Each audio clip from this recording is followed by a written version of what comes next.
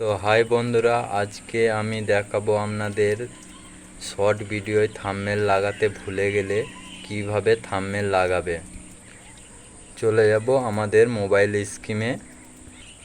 Mobile স্ক্রিনে আসার পর ইউটিউব স্টুডিওতে ঢুকবো। তো এটা আমার নতুন আইডি, তো দেখতেই পাচ্ছ ইউটিউব স্টুডিও ঢুকেছি। দেখো এইখানে কোনো রকম থাম্বনেল লাগানোর কোনো কিছুই নেই, সব কিছুই পেয়ে যাবে, কিন্তু থাম্বনেল লাগানোর কোনো অপশন পাবে না। তো দেখো যতবারই মারছি কোনো কিছু আসছে না। তো আমরা চলে যাব বাইরে এসে ইউটিউবটা খুলবো। তো ইউটিউবে এসে আপনার লোগোতে ক্লিক করবেন।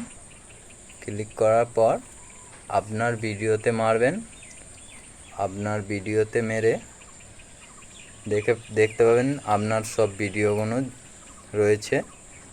তো দেখতেই পাচ্ছেন সব ভিডিওগুলো রয়েছে। যে ভিডিওটার থাম্বনেল চেঞ্জ করতে চাই সেই ভিডিওটা সোজাসুজি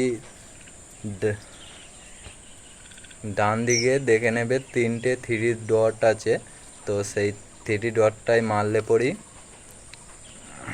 কত রকম লেখা উঠে আসবে। তো পেন্সিলের আইকনের মতো লেখাটাই মারলেই তো চলে আসবে একটা ইউটিউব স্টুডিওর মতন, সব কিছু ওতে লেখাও যাবে এবং থাম্বনেলটা চেঞ্জ করাও যাবে। ছবির মধ্যে যে পেন্সিল আইকনটা আছে ওইটা টাচ করলেই তো দেখতেই পেয়ে যাবে, থাম্বনেল চেঞ্জ করার অপশানটা পেয়ে যাবে। তো আপনাদের ভিডিওর কোনখানটা ভালো লাগবে সেইখানটা বসিয়ে নেবে।